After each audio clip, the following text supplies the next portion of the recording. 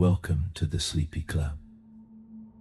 This is a gentle place where we learn while slowly drifting toward sleep. Here, calm and thoughtful stories share quiet knowledge and guide the mind into rest without effort or hurry. Before we begin, I would love to know where in the world you are listening from tonight and what time it is for you right now. Whether you are wrapped in blankets as the night grows deeper, or watching the sky soften with the first light of early morning, you are very welcome here. Tonight's story takes us on a slow journey through some of the greatest archaeological mysteries ever uncovered. We will wander across deserts and mountains, beneath oceans and beneath ancient soil, to places where stone still holds unanswered questions. We will visit lost cities, silent temples, buried armies, and monuments built by hands long forgotten. As you listen, allow your shoulders to relax and your breath to deepen. There is nothing you need to memorize and nothing you need to solve. These mysteries are not puzzles you must complete. They are quiet landscapes to walk through gently, like ruins under a moonlit sky. We will move through time itself, through pyramids rising from golden sand, through circles of stone older than writing, and maybe through sunken cities and sealed tombs and temples, buried for thousands of years. And as we go, we will notice something simple and beautiful. Humans have always looked at the world and wondered. If you enjoy these slow and thoughtful journeys into history and mystery, you are always welcome to like this video and subscribe to the Sleepy Club. It helps this calm little space grow and helps others find a peaceful place to rest as well. Now settle comfortably into your bed and take a slow, deep breath in. Then gently let it go. Allow your body to soften and the weight of the day to melt away. Leave behind whatever no longer needs your attention. And together, we will begin our quiet journey into the ancient and fascinating world of archaeological mystery. Tonight, we move gently toward Giza, where the rising sun brushes the horizon and reveals one of the most enduring enigmas ever shaped by human hand. In this vast desert landscape, geometry meets grandeur, and ancient architects once demonstrated such astonishing confidence in their craft that we are still trying to understand the method behind their mastery. The Great Pyramids of Egypt stand there in quiet authority, not merely as relics of the past, but as living questions carved into stone. Imagine the years around 2560, before the Common Era.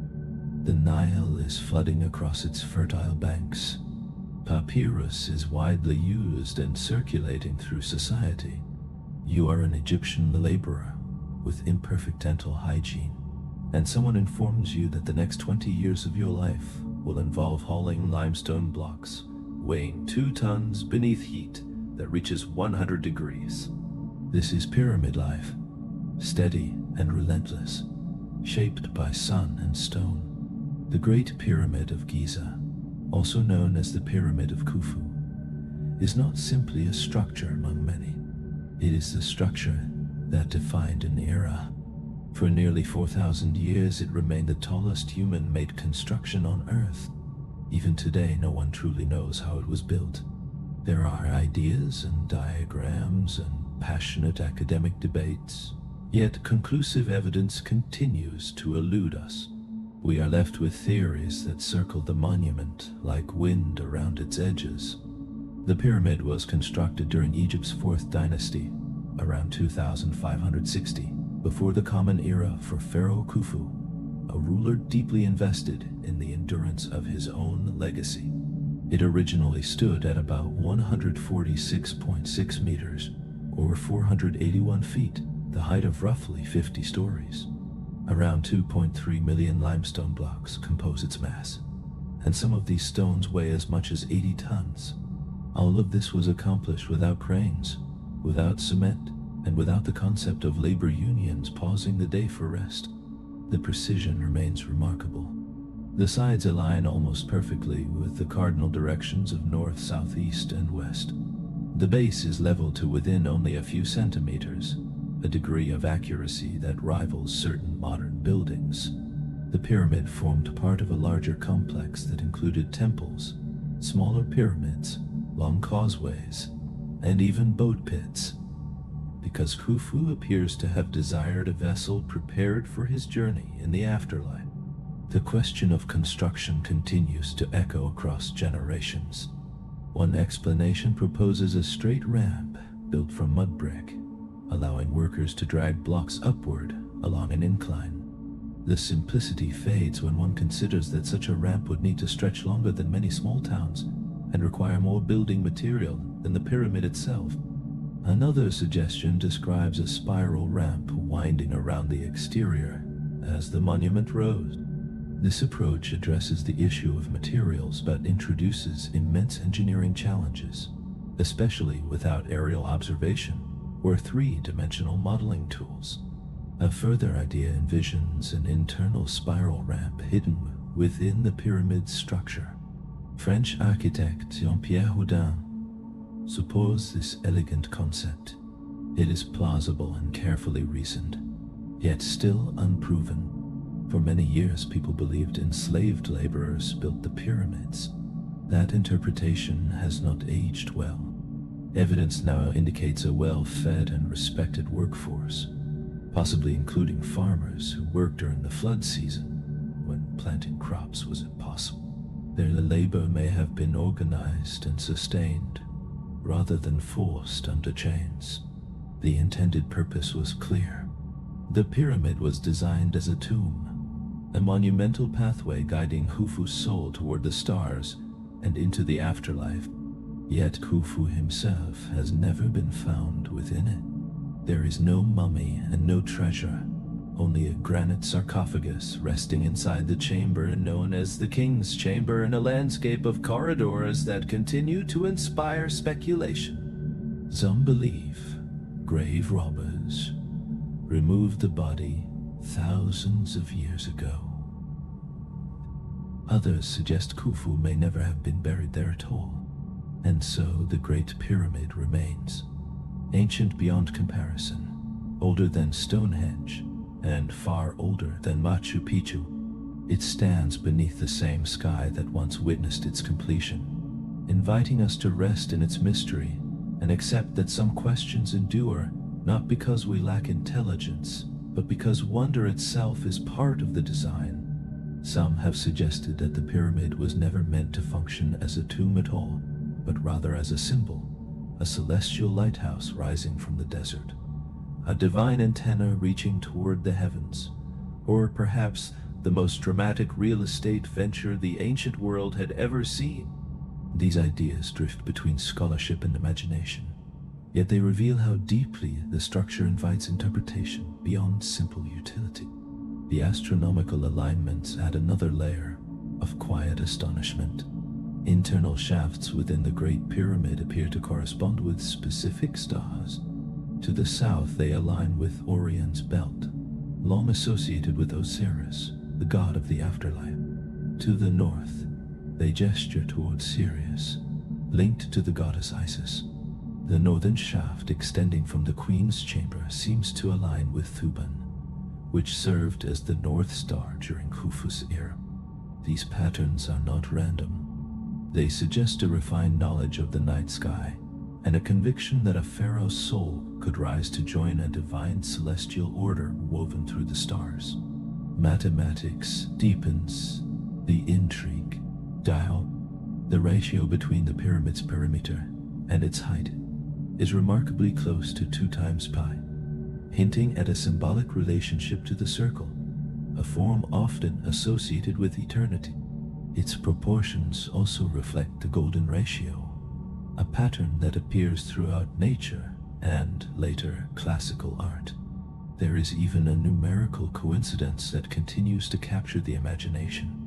The latitude of the Great Pyramid is 29.9792458 degrees north, strikingly similar to the speed of light measured in meters per second. Almost certainly this is coincidence, yet such parallels kindle wonder and have led some to speculate, half serious and half amused, that Khufu's architects were reaching toward the stars in more ways than one. It is enough to inspire playful thoughts that an ancient version of a space agency might have once existed in the desert. Inside the Great Pyramid, the atmosphere is unexpectedly restrained. There are no glowing hieroglyphs lining the walls, and no endless labyrinths twisting through the stone. The interior is sparse, composed primarily of three main chambers known as the King's Chamber, the Queen's Chamber, and the Subterranean Chamber. The Grand Gallery stands as the most striking interior feature, a long sloping passage with smooth limestone walls and a high vaulted ceiling that feels ceremonial in its ascent, like a silent processional corridor carved for eternity. In 2017, scientists employed cosmic ray muon imaging to peer into the structure. This advanced technique revealed a massive void above the Grand Gallery, a hidden space whose purpose remains uncertain. It may serve as a structural element, it may conceal an undiscovered chamber, or it may represent an ancient architectural decision whose meaning has faded with time. We cannot yet reach it, and so it remains suspended in possibility. Despite its scale and complexity, the pyramid is devoid of decorative excess. It was never designed to dazzle with ornament. Its power lies in precision and permanence. The Great Pyramid also does not stand alone. It is part of a trio. Khufu's pyramid is the largest. Beside it rises the Pyramid of Khafre, slightly smaller yet still imposing, notable for retaining some of its original casing stones near the summit. The third, attributed to Menkaure, is more modest in size, completing the composition of stone giants. Guarding the plateau is the Great Sphinx, a monumental figure with the body of a lion and the head of a human, enigmatic in every aspect. Many believe its face represents Khafre, though some argue for Khufu or another identity entirely. The erosion visible on the Sphinx has sparked debate, with some proposing that water damage suggests a much earlier origin, potentially pushing its construction back thousands of years. Others offer simpler explanations, attributing the wear to environmental factors across centuries. The Giza Plateau itself is scattered with tombs, mastabas, temples, and countless unresolved questions. It is more than a burial ground. It is a declaration etched in stone, a message carried across millennia that proclaims presence and capability with unmistakable confidence. Even after centuries of investigation, definitive answers remain elusive. We do not know precisely how each block was transported, lifted, or set into place. We cannot confirm whether Khufu's remains ever rested within the chambers. The reason behind the abundance of precise mathematical ratios woven into the structure remains debated. Modern Egyptologists continue to explore with scans, excavations, and aerial surveys conducted by drones, uncovering tunnels, voids, and hidden doorways. Each year brings new findings, or at least new interpretations argued across academic pages. Human interaction with the pyramids has evolved over time. In the 1800s, visitors carved their names into the stone. In the early 1900s, an individual climbed the monument wearing a top hat. In the 1990s, pyramid-themed energy drinks entered the marketplace. Our relationship with these ancient structures is layered with reverence, curiosity, exploitation, and fascination. The pyramids endure, steady and silent, observing the changing generations that continue to gather at their base, still searching for answers written in stone and starlight. And still, that hidden chamber discovered in 2017 remains unopened. No cinematic breakthrough has followed, no dramatic unveiling of treasure or trapdoor. only a silent void resting above the grand gallery like a question mark carved into darkness. It waits without explanation, suspended in stone, reminding us that even with modern instruments we stand at the edge of uncertainty. Then, in 2025, another layer of mystery emerged. Italian researchers led by Professor Corrado Malanga from the University of Pisa announced a remarkable claim. Using radar scans, they reported evidence of a vast underground network beneath the Giza pyramids. According to their findings, this subterranean system includes vertical shafts, spiral staircases, and formations that resemble ancient water channels. They describe 8 deep wells, each spiraling downward 648 meters, connecting to 2 immense cube-shaped structures, each approximately 80 meters wide. In total, they suggest the network stretches for more than 2 kilometers beneath all 3 pyramids. Malanga maintains that these are not natural formations. He and his team proposed that the underground complex could even contain what legend calls the Hall of Records, an ancient Egyptian repository, said to preserve the secrets of civilization itself. Yet the broader scientific community remains cautious. The claims continue to undergo review, and the full scope of the discovery has not been independently verified. If even part of it proves accurate, it could transform our understanding of the pyramids in ways we can scarcely imagine. Through sandstorms and modern crowds, through speculation and scholarship, the pyramids endure. They stand immense and quiet, watching as generations project meaning onto their faces. Perhaps they were tombs. Perhaps they functioned as calendars aligned with the heavens. Perhaps they served as cosmic beacons, or perhaps they were powerful declarations of remembrance from ancient kings who refused to fade into anonymity. Whatever their ultimate purpose, they reflect something deeply human, the longing for meaning, for legacy, for shaping the impossible into reality. Beneath the desert sky, 3 vast triangles continue their silent vigil, whispering upward into the night.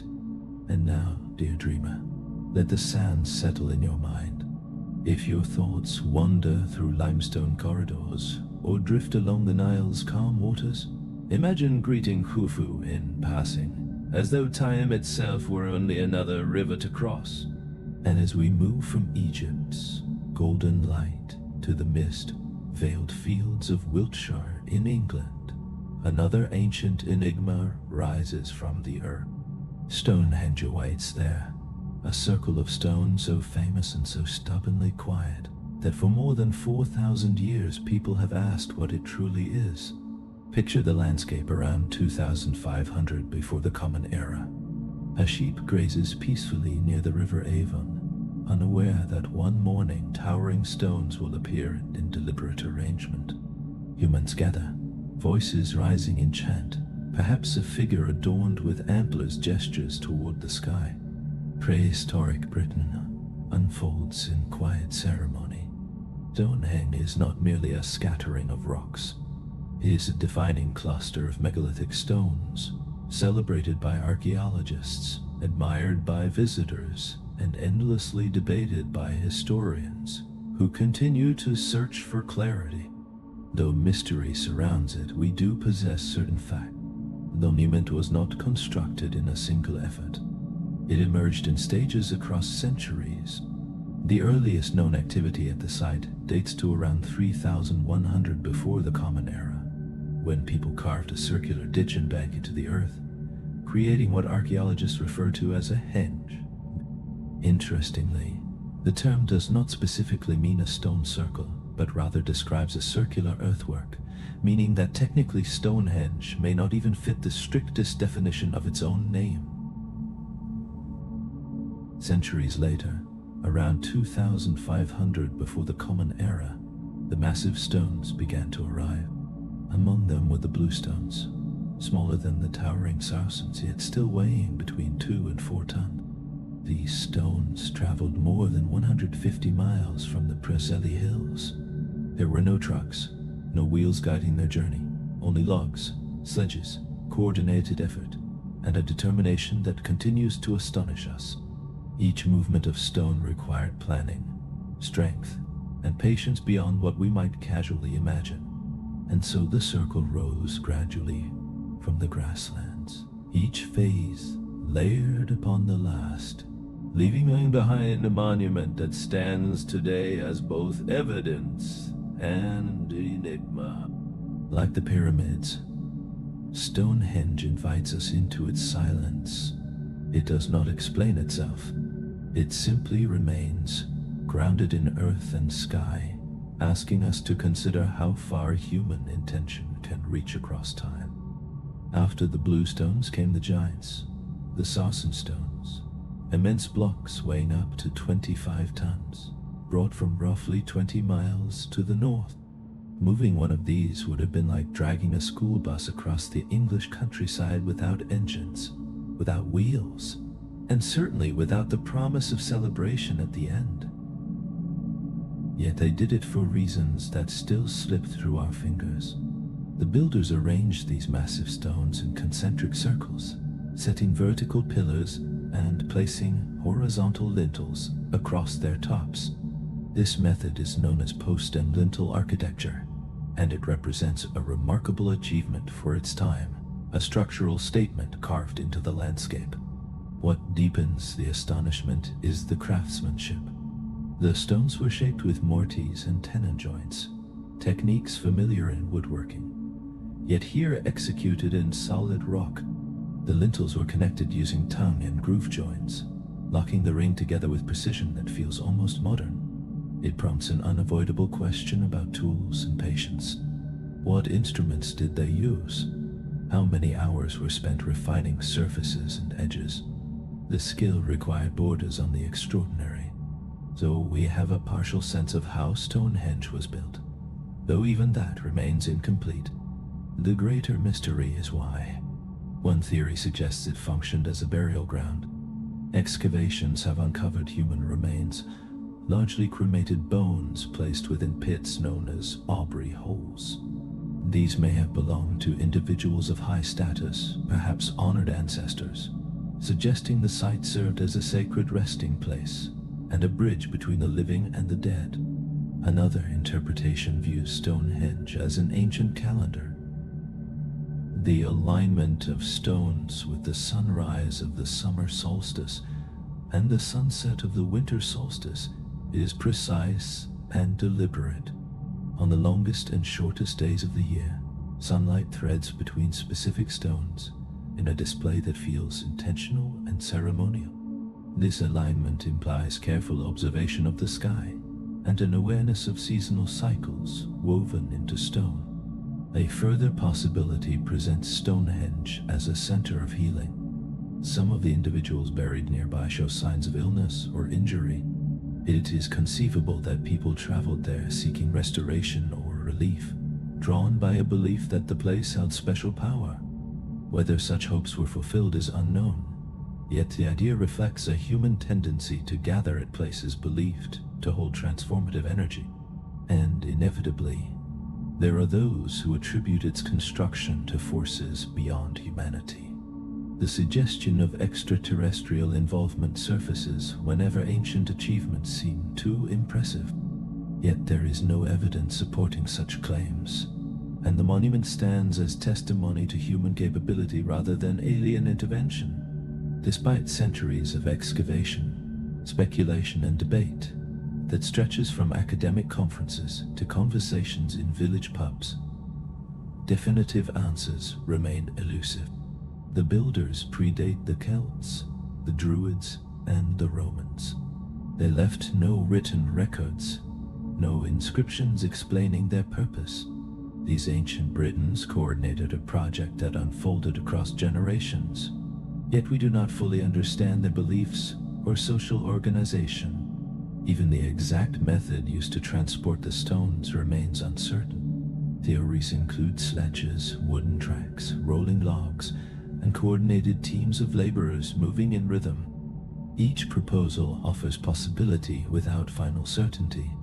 Stonehenge is not an isolated marvel, Britain contains numerous stone circles, including Avebury, the Rollright stones, and Castlereagh. Stonehenge simply occupies a position of prominence, drawing attention as the most iconic among them. Modern technology has brought new insights. Ground-penetrating radar, LIDAR scanning, and magnetometry have revealed buried features beneath the surrounding fields, including roads, pits, and structures that suggest a broader ceremonial landscape hidden under grass and soil. In recent times, the monument has also become the center of preservation debates. Proposals for road expansion near the site have sparked protests from modern druids, environmental activists, and historians alike. Even today, people defend Stonehenge with conviction, as though its sanctity still resonates across centuries. There was a time in the 20th century when visitors were permitted to climb upon the stones.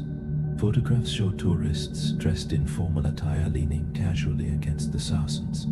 It was not until the 1970s that access was restricted, a decision that likely prevented further wear. Stone does not easily recover from constant touch, and so the circle remains. A ring of ancient pillars standing in open countryside, resisting simple explanation. Stonehenge is a monument to effort, to belief, and to connection. Whether that connection was to the heavens, to ancestral memory, or to the rhythms of the earth, it persists in quiet endurance. Weathered by wind and rain, yet unyielding, it continues to greet the rising sun and guard its secrets in silence. Perhaps that is the quiet lesson woven through all of it. Perhaps the mystery itself is the meaning, and the unanswered questions are part of the design. Sleep well, dear dreamer, and may your thoughts wander among ancient stones, sow solstices and gentle sheep beneath wide open skies. Now we travel softly across the ocean, drifting toward the southern deserts of Peru. Below us stretches one of the most unusual open-air galleries ever created. From above, the land appears as a vast canvas reaching for miles. Etched into the surface are immense figures: a monkey with a curling tail, a hummingbird frozen in flight, in flight, spirals and trapezoids and lines so straight they seem drawn with a ruler across the face of the earth. These are the Nazca lines, a mystery so large that it reveals itself only from the sky. Imagine the years around 500 of the Common Era. You are part of the Nazca culture. Your world is a sun-drenched plain, bordered by the Andes to the east and the distant Pacific behind you. Your people cultivate crops using ingenious irrigation systems that guide scarce water through dry soil. You craft intricate ceramics, and at times you carve images that stretch for kilometers into the desert ground. The reason remains one of history's most compelling questions. What we know is this: the Nazca lines are geoglyphs, enormous designs created by removing the reddish-brown surface stones to expose the lighter earth beneath. The contrast between dark and pale ground becomes striking under the desert sun. These geoglyphs cover nearly 1,000 square kilometers. Some are simple straight lines extending up to 20 kilometers in length. Others form geometric shapes such as spirals, zigzags, and trapezoids. There are also more than 300 representational figures depicting animals, plants, and human-like forms. Some measure around 10 meters across, while others extend more than 300 meters, longer than 3 football fields laid end to end. Among the most recognized figures are the hummingbird, the spider, the monkey, and the so-called astronaut. These designs were created between roughly 500 before the Common Era and 500 of the Common Era by the Nazca culture, though certain lines may predate that range. Their true scale was not fully appreciated until airplanes flew over the region in the 1920s. Before that time, local inhabitants were aware of the markings, yet the complete images could not be grasped from the ground. The purpose of the Nazca lines continues to inspire debate. One early theory suggested they functioned as an astronomical calendar. Researchers proposed that certain lines aligned with solstices or the rising and setting of celestial bodies. Some alignments do appear to correspond, while others do not. As one archaeologist observed, if enough lines are drawn across a landscape, some will inevitably align with something in the sky.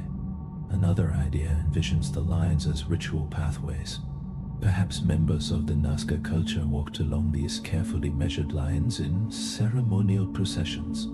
The act of moving across the desert surface itself may have held spiritual meaning, transforming the landscape into a sacred space traced by footsteps and intention.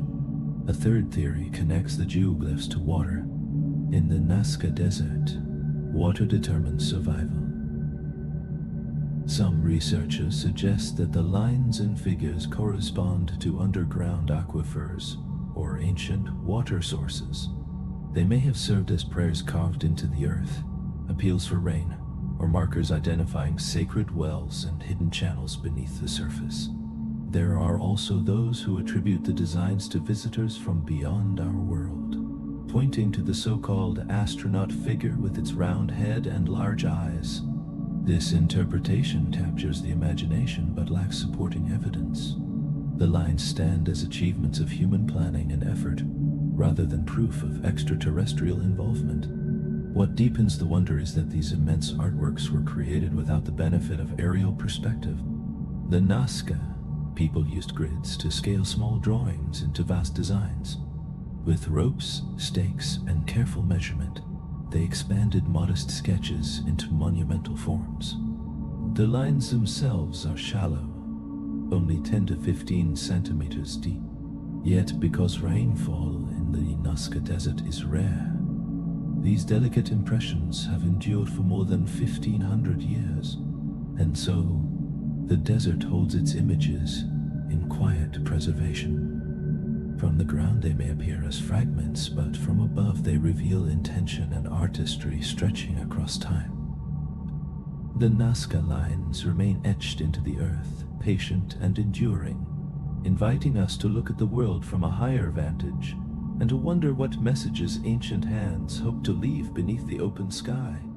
There was no hidden machinery behind the Nazca lines, no forgotten engines buried beneath the sand, only patience, careful measurement, and long days beneath an unforgiving sun. The simplicity of their method makes the achievement feel even more profound. Yet for all their endurance, these markings are fragile. In 2014, a Greenpeace protest unintentionally damaged part of the hummingbird figure when activists walked across the protected area. In 2018, a truck driver ignored warning signs and drove onto the site, leaving deep tire tracks carved into the desert floor. The greatest threat, however, remains time itself, along with erosion, human interference, and the shifting patterns of climate change. The desert is not as unchanging as it appears, and these ancient designs could one day fade. Peru's government, along with international organizations, has increased efforts to preserve the geoglyphs. Protective measures are in place, research continues, and monitoring has intensified. Still, it feels like a quiet race against natural forces, and at times against human carelessness. Even now, discoveries continue.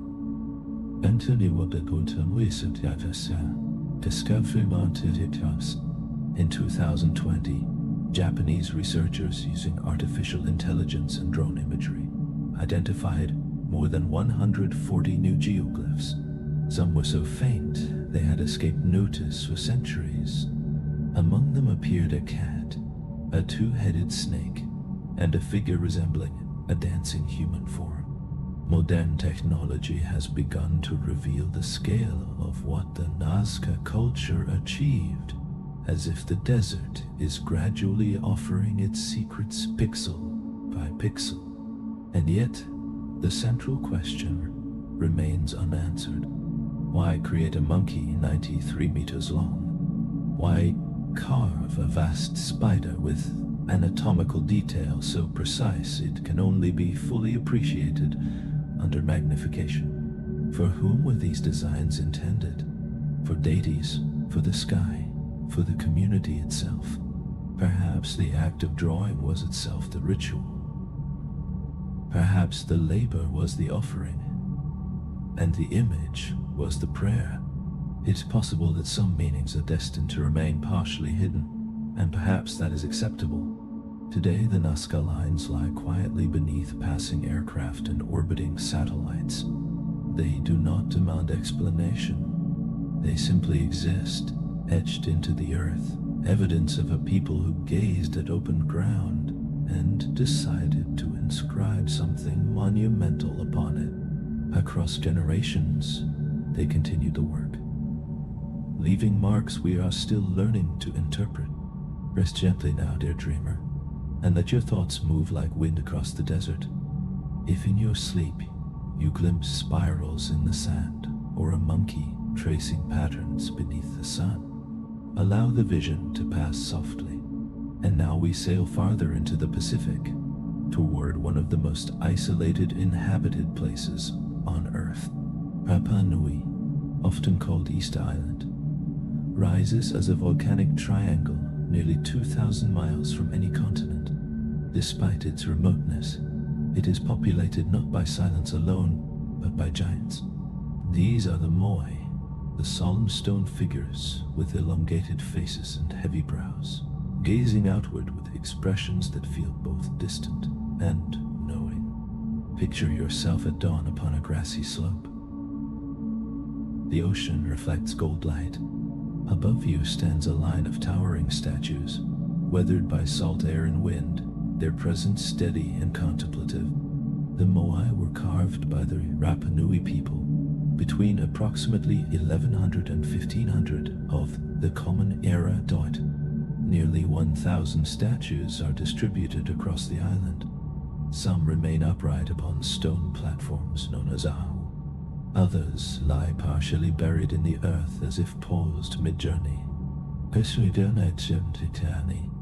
Most of the statues were sculpted from volcanic tuff, quarried at Rano Raraku. The quarry itself resembles an open workshop frozen in time, filled with unfinished heads and torsos emerging from the rock.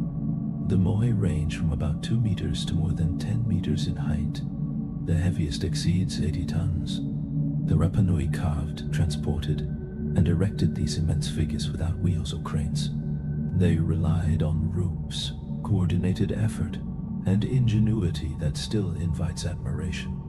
The statues stand as guardians of memory and identity, rooted in stone yet shaped by human hands.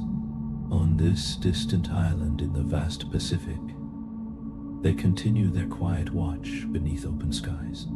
Some of the Moai wore pukao, cylindrical red stone top-knots placed upon their heads like enormous crowns. The reason remains uncertain. Perhaps they signified status. Perhaps they reflected fashion or spiritual symbolism. Perhaps they were markers of competition among clans. Whatever their meaning, these red stones added another layer of identity to statues already rich with presence. The Moai are widely believed to represent deified ancestors, chiefs, revered leaders, or even mythic figures woven into Rapa Nui tradition. They were never merely decorative objects. They formed part of the spiritual and political structure of the island. Most faced inland toward the villages rather than outward to sea, as if keeping watch over the living community. They were guardians, embodiments of mana, the sacred spiritual energy that flowed through people and lineage. To erect and maintain a Moai was likely a sacred responsibility, an act of devotion, and a gesture intended to secure protection and prosperity. When your ancestor stands 30 feet tall in stone, maintaining that relationship would seem wise. The question of how these immense figures were transported has long fascinated observers. Earlier assumptions suggested they were dragged across the island on sledges or wooden rollers, a theory that contributed to narratives of widespread deforestation and environmental collapse. According to that view, the trees were cut to move statues, leading to ecological disaster. Yet recent experimental archaeology has demonstrated another possibility. By using ropes and coordinated teams positioned on either side, researchers have successfully rocked upright replicas forward in a controlled swaying motion, effectively walking the statues across the landscape. This method requires no massive timber consumption and suggests that the Rapa Nui were resourceful rather than reckless. Over time, many moai were toppled. Some likely fell during earthquakes. Others may have been deliberately overturned during periods of social upheaval as belief systems shifted and internal conflicts arose. When spiritual focus changed, the statues may have lost their central role in community life. Later centuries brought even greater hardship. Punctually, in the 18th and 19th centuries, colonization introduced disease, and the slave trade devastated the Rapa Nui population. The culture that created the moai was pushed to the brink of destruction, yet the statues endured, weathered but upright in memory. Modern research continues to reshape understanding. Excavations at Rano Raraku revealed that many of the visible heads are attached to full bodies buried beneath layers of soil. What once appeared to be minimalist sculptures are in fact complete figures hidden by time and sediment. Additional carvings have been discovered on their backs, including symbols and petroglyphs that may represent clan identities or sacred markings. Each moai carries distinct characteristics, suggesting individual stories within a shared tradition. In 2023, satellite imaging and ground-penetrating radar detected possible buried Ahu platforms and ceremonial structures previously unknown. There may be further layers of construction and meaning beneath the surface of the island, still concealed. Questions remain.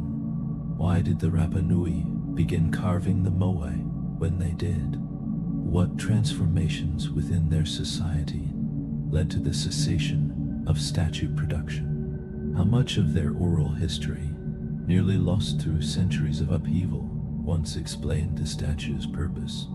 How much knowledge has vanished beyond recovery? It is possible the moai functioned not only as ancestral representations, but also as territorial markers, monumental grave symbols, or elements within ceremonies whose details we can no longer reconstruct. Sometimes the mystery itself becomes the narrative. Easter Island may be small in size, yet it holds some of the world's most profound enigmas. The moai are not simply statues.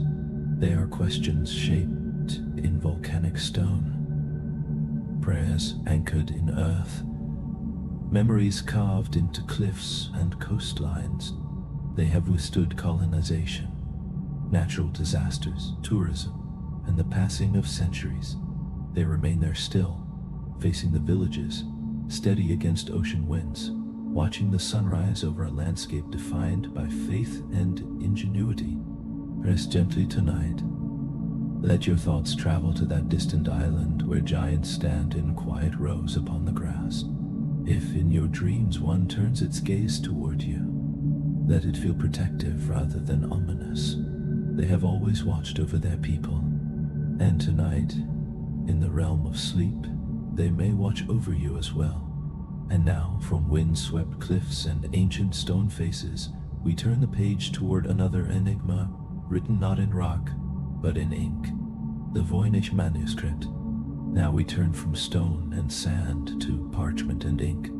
We open the pages of one of the strangest books ever created. A book that no one has been able to read. A manuscript that has resisted cryptographers, historians, linguists, and countless devoted enthusiasts who have tried to unlock its secrets. Tonight we step into the world of the Voynich manuscript. Imagine holding a mysterious volume of roughly 240 pages. Across each sheet flows elegant looping handwriting in a script that belongs to no known language. The letters curve and repeat with deliberate rhythm. Between the lines are illustrations of unfamiliar plants, astrological diagrams, and scenes of small, unclothed women bathing within elaborate networks of tubes and vessels that resemble biological plumbing systems. The combination feels at once scientific and dreamlike, as though reason and imagination were bound together within a single cover. The manuscript was brought to wider attention in 1912. Rare book dealer Wilfrid Voynich discovered it while examining Jesuit archives at Villa Mondragon south of Rome. Among Latin texts and coded documents, he encountered something deeply unusual.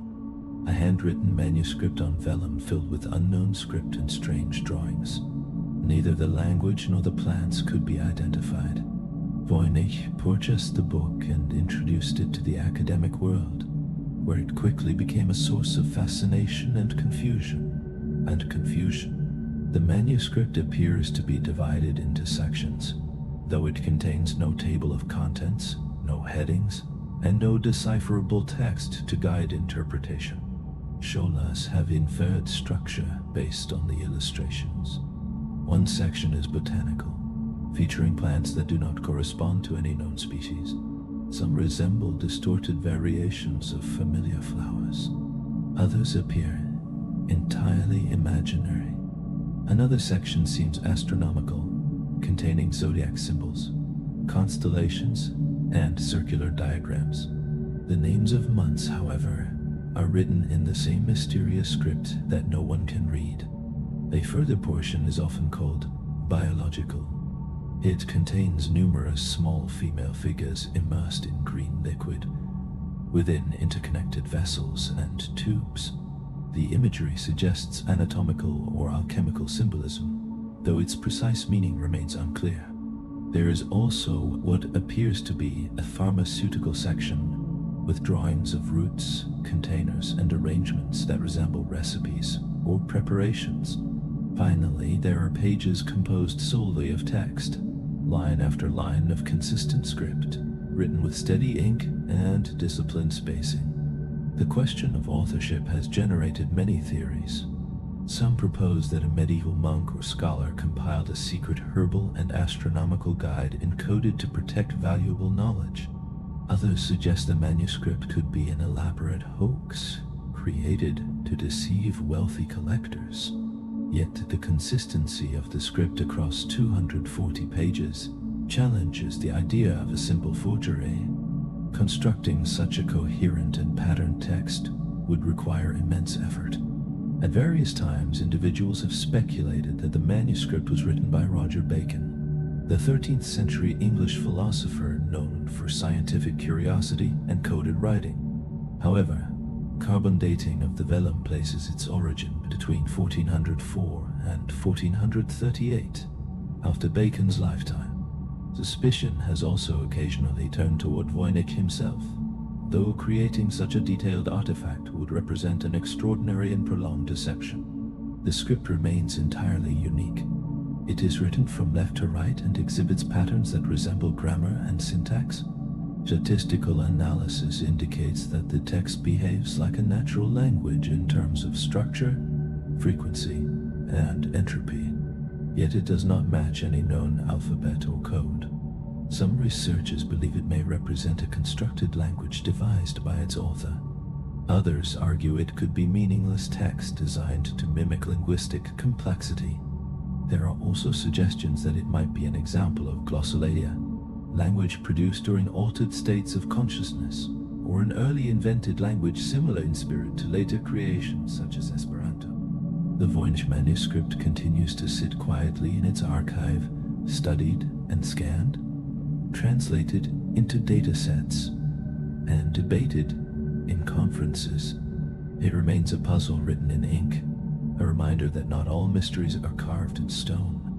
Some are whispered through pages that turn softly beneath curious hands. In short, it looks like a language. It feels structured like a language. It behaves statistically like a language, and yet no one can read it.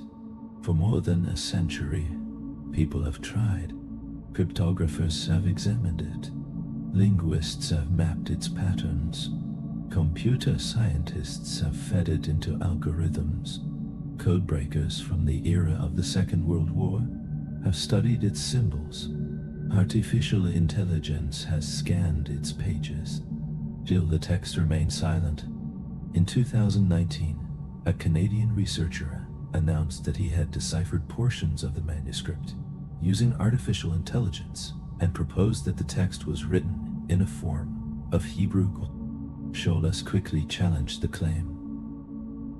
In 2020, a German Egyptologist suggested the manuscript represented an extinct Proto-Romance language.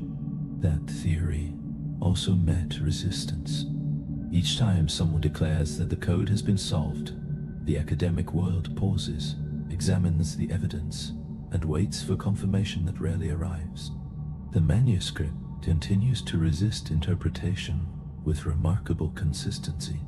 Today, it is housed at Yale University in the Beinecke Rare Book and Manuscript Library. Every page has been digitized and made available online.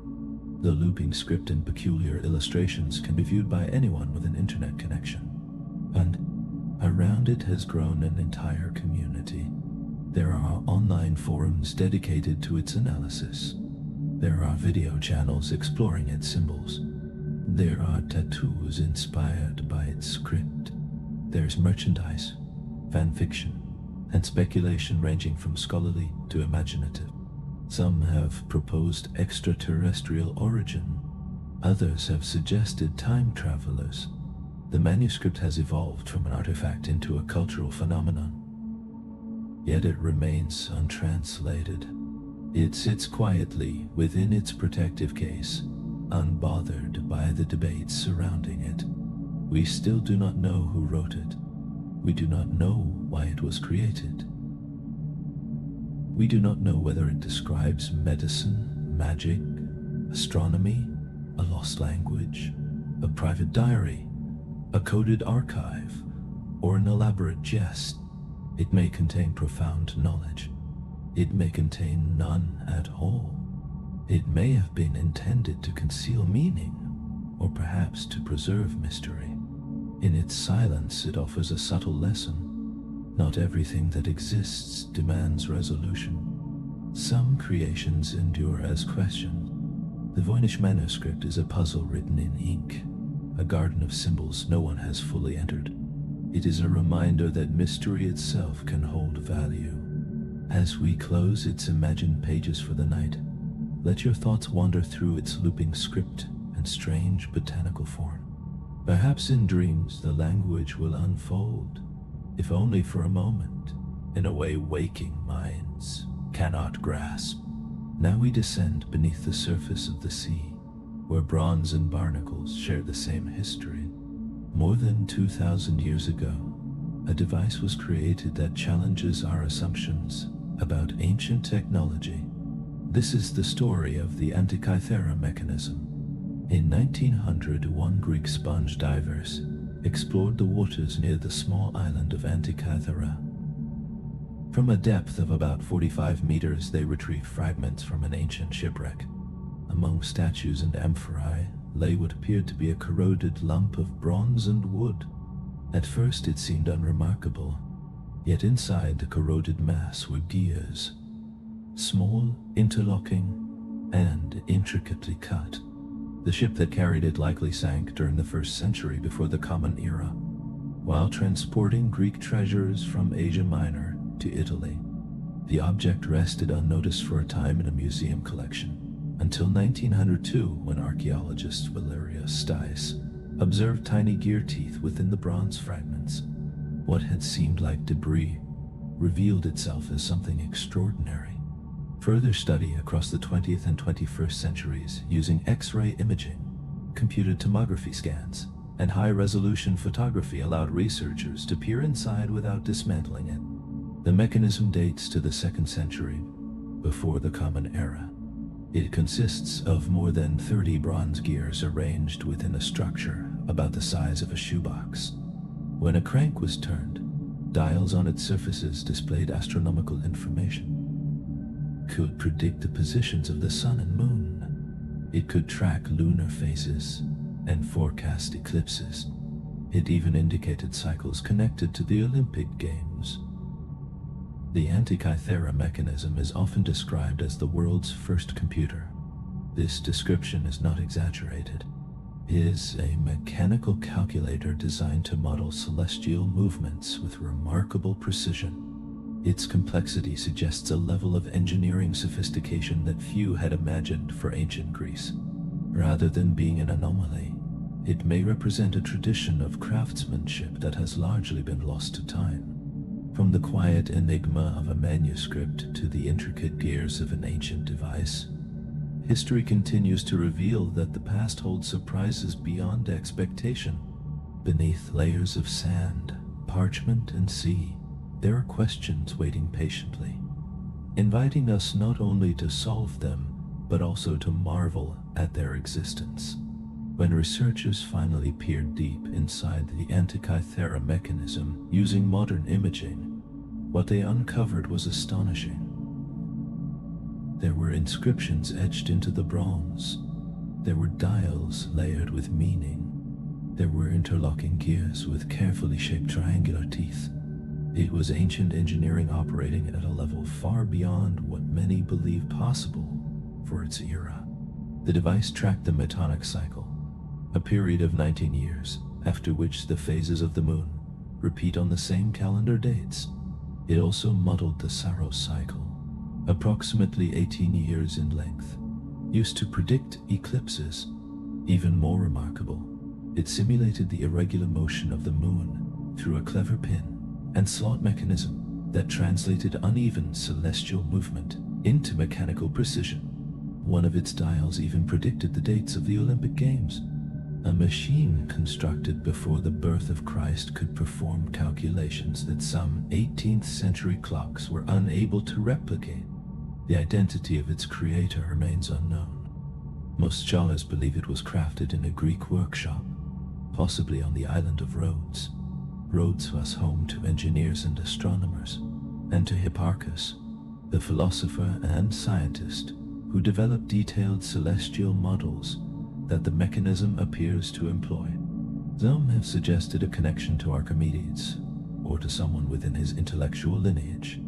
Whoever designed it possessed extraordinary understanding of mathematics, astronomy, and mechanical design. Whoever operated it was likely part of an educated elite, perhaps a scholar, navigator, or patron who could quite literally hold the movements of the heavens within their grasp. The Antikythera Mechanism reshaped our understanding of ancient technology. For generations it was assumed that such intricate gear-driven systems did not emerge until the Renaissance. Yet here was clear evidence that the Greeks were constructing analog computers more than 2,000 years ago, and then the knowledge seemed to vanish. There are no surviving manuals, no widespread copies, no evidence of mass production. The expertise disappeared into history until a corroded fragment resurfaced from a shipwreck beneath the sea.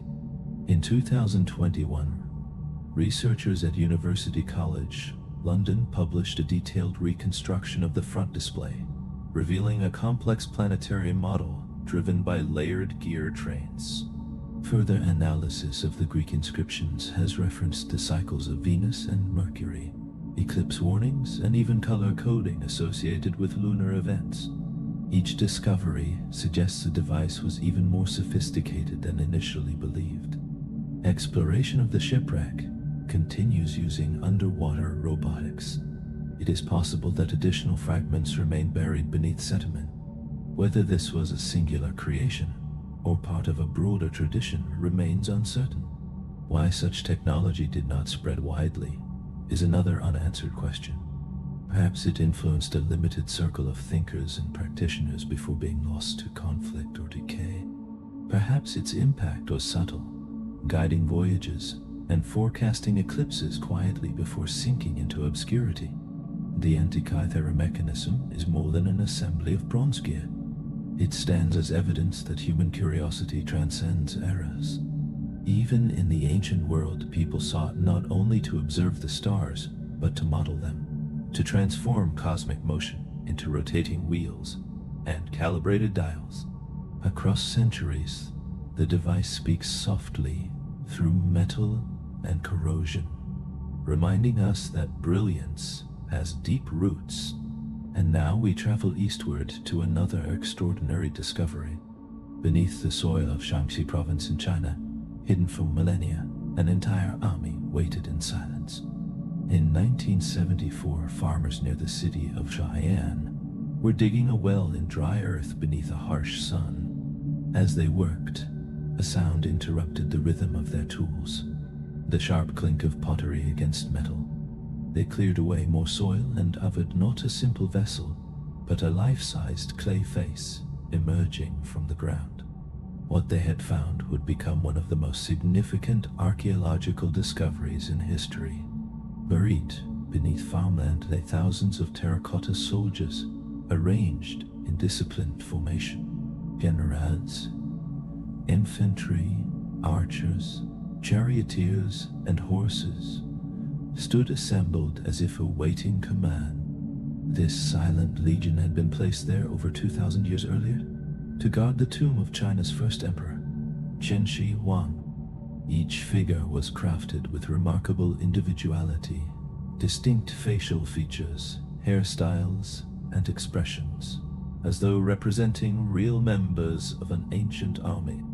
The terracotta warriors reveal not only artistic skill, but immense organizational effort.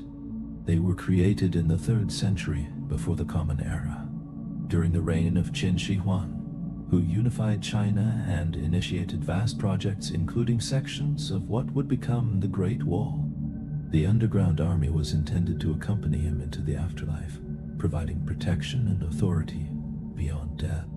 The discovery transformed understanding of ancient China, much as the Antikythera Mechanism reshaped views of ancient Greece.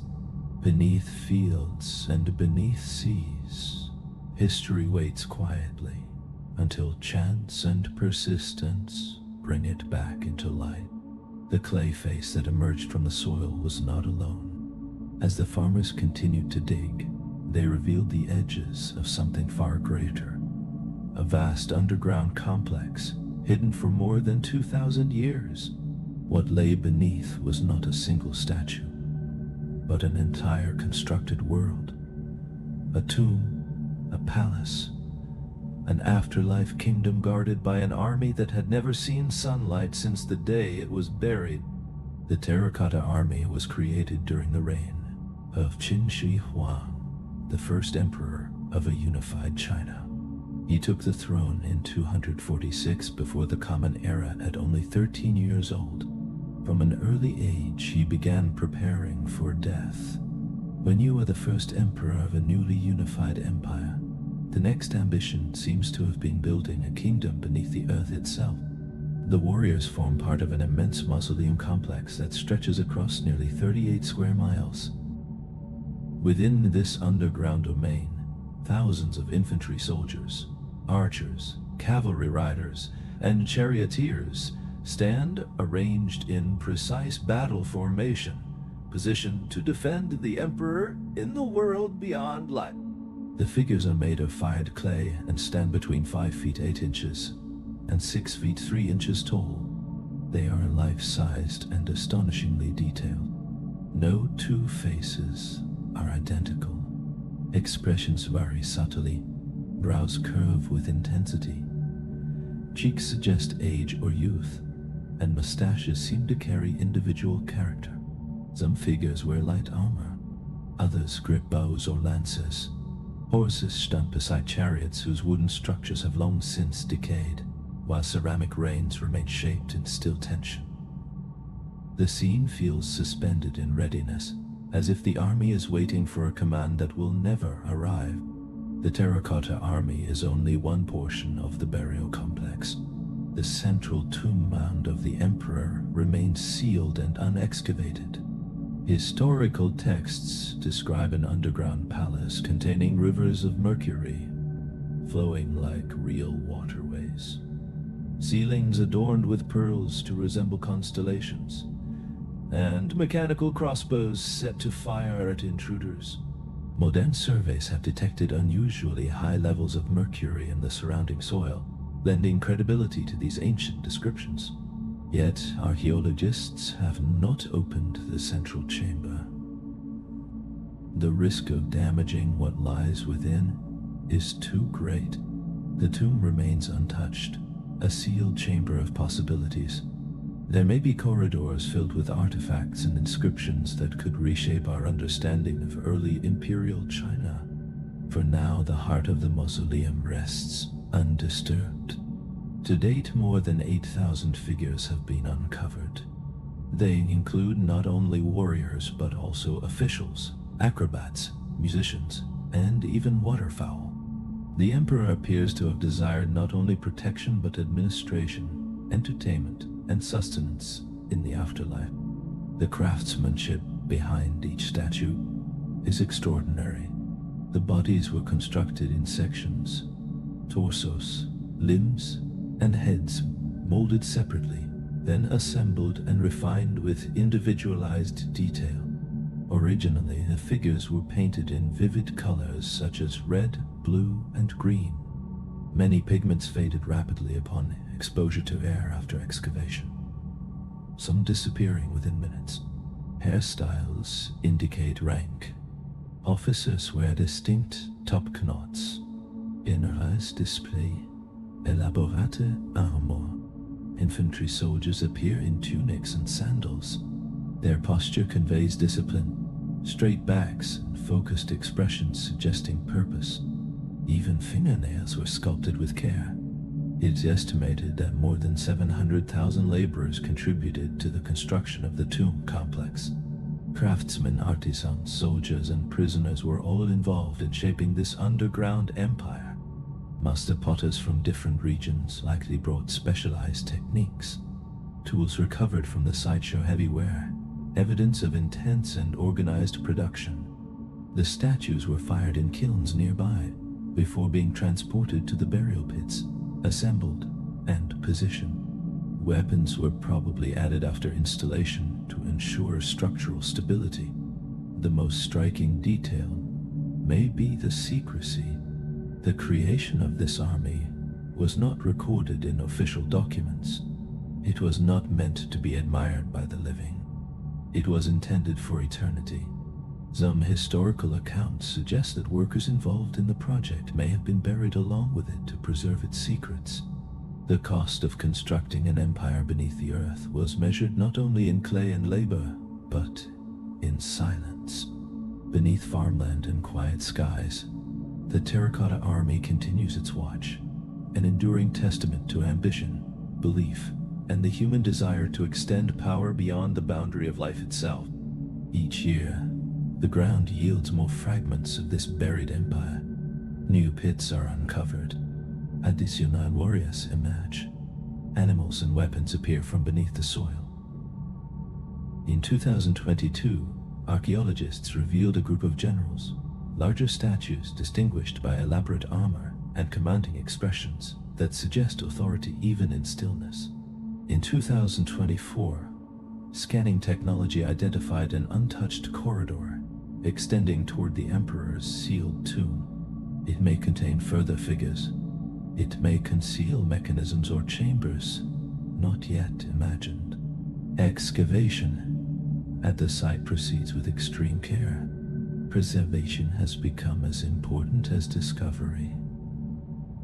Modern techniques now include nanotechnology to stabilize fragile surfaces, laser cleaning to remove soil without abrasion, and advanced pigment sealing methods designed to prevent colors from fading the moment air reaches them. Digital reconstruction projects attempt to recreate how the army once appeared, vibrant with painted armor and shining weapons, standing beneath timbered ceilings with banners suspended overhead and torchlight casting long shadows across disciplined ranks. The Terracotta Army has become not only a national treasure, but a global symbol. Selected figures have traveled the world in exhibitions that draw millions. Visitors stand face to face with soldiers molded more than 2,000 years ago, and encounter expressions shaped by hands that no longer exist. The statues embody ambition, authority, and the enduring human desire to leave a mark beyond mortality.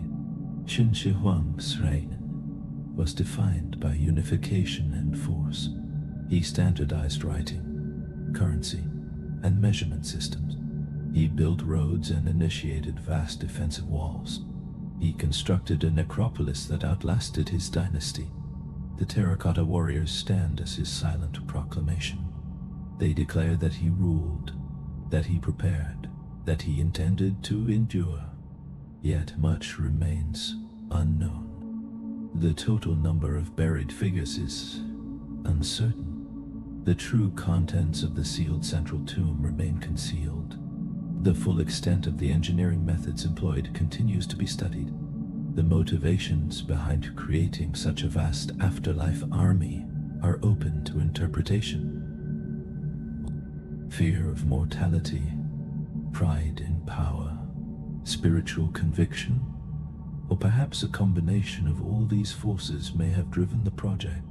We will likely never hear the music once intended for that underground court. We will never know the private thoughts of artisans shaping clay into faces that would outlive them by millennia. The human cost of constructing this subterranean empire is difficult to measure. What remains visible is devotion and labor, transformed into form. The Terracotta Army endures as more than sculpture. It represents legacy solidified in clay, ambition preserved in earth. Beneath the fields of Shangxi, the soldiers continue their silent vigil, guarding a tomb still unopened. They are sentinels of an unknown interior world, figures made of fired earth yet resonant with meaning. Rest gently now, dear dreamer. Let your thoughts wander through painted ranks and quiet corridors where history breathes softly beneath the soil. From the plains of China we rise into the thin air of the Andes. At more than 12,000 feet above sea level, the winds move across a high plateau in Bolivia. The atmosphere is cold and clear. Scattered across the landscape lie immense stone blocks, carved with striking precision, arranged like fragments of a monumental design that once stood complete. This is Pumapunku, part of the ancient city of Tiwanaku near the southern shore of Lake Titicaca. Long before the rise of the Inca, this region served as a spiritual and political center for a powerful civilization. The name Pumapunku translates as the door of the Puma. What remains today are not simple ruins worn down by time, but deliberate constructions composed of massive red sandstone and finely carved andesite blocks. Some of these stones weigh more than 100 tons. Many are cut with extraordinary accuracy. There are intricate L-shaped forms, symmetrical channels, and grooves so narrow they measure less than a millimeter in width. The precision has inspired both admiration and speculation. Archaeological evidence places the construction of the site between approximately 500 and 1000 of the Common Era during the height of the Tiwanaku culture. How the builders transported and shaped such enormous stones at high altitude continues to invite study. The blocks appear fitted with interlocking features, as though designed to connect seamlessly. Their surfaces suggest careful planning and advanced understanding of stoneworking techniques. The plateau remains quiet now, yet the stones speak of a society capable of organizing labor and craftsmanship on a grand scale. Across continents and centuries, these monuments share a common thread. They reflect a human impulse to construct meaning in enduring form. From clay soldiers beneath farmland to bronze gears beneath the sea to stone blocks beneath mountain skies, history leaves behind questions as solid as the materials themselves. Tiwanaku society was one of the great powers of the ancient Andes. It was defined by advanced agricultural innovation, complex religious systems, and expansive trade networks that reached far beyond the high plateau. This was not an isolated settlement perched beside a lake. It was a civilization with influence, coordination, and vision. The people cultivated crops using raised field agriculture that protected roots from frost. They engineered canal systems to manage water in a harsh environment. They constructed ceremonial centers such as Kalasasaya and Akapana that reflected cosmological meaning. And at the height of their architectural ambition there stood Pumapunku. Unlike the step pyramids of Mesoamerica or the colossal statues of other ancient cultures, Pumapunku relied on interlocking stone blocks, precisely measured recesses, and arrangements that suggest mathematical planning long before formalized equations were recorded. The stones were not simply stacked, they were engineered with intention. The largest sandstone block at the site weighs approximately 131 metric tons. That mass exceeds the weight of many commercial aircraft. These immense stones were transported from quarries more than 10 kilometers away across uneven terrain. There is no evidence of wheeled vehicles or paved roads facilitating their journey. The andesite used for the most finely carved elements came from quarries more than 90 kilometers distant, likely transported across Lake Titicaca before being hauled uphill to the plateau. The logistics alone suggest extraordinary coordination and endurance. The carving itself deepens the mystery. The blocks display straight edges, accurate right angles, smooth surfaces, and cylindrical drill holes that appear remarkably refined. These features were created by a society believed to have relied primarily on copper tools and stone implements. Among the most intriguing elements are the H-shaped blocks. Dozens of these pieces share identical dimensions and form. Sholas believe they functioned as interlocking components within a dry masonry system that predates comparable architectural techniques elsewhere by centuries. The design resembles a modular assembly, potentially offering resistance to seismic activity in an earthquake-prone region. How these results were achieved continues to invite study. One prevailing explanation attributes the precision to sustained labor, copper chisels, abrasive sand, and countless hours of careful shaping. While plausible in principle, the tolerance of certain cuts challenges easy assumptions. Another perspective suggests that the Tiwanaku possessed specialized techniques or knowledge of stone properties that did not survive through time. Methods may have been refined through generations and then lost as the civilization declined. Speculative ideas have also emerged, including proposals that sound vibrations or acoustic methods were used in shaping or moving stone. These hypotheses remain unproven and controversial. More conventional explanations continue to focus on human ingenuity and collective effort rather than external intervention. There is no credible evidence that extraterrestrial involvement played any role.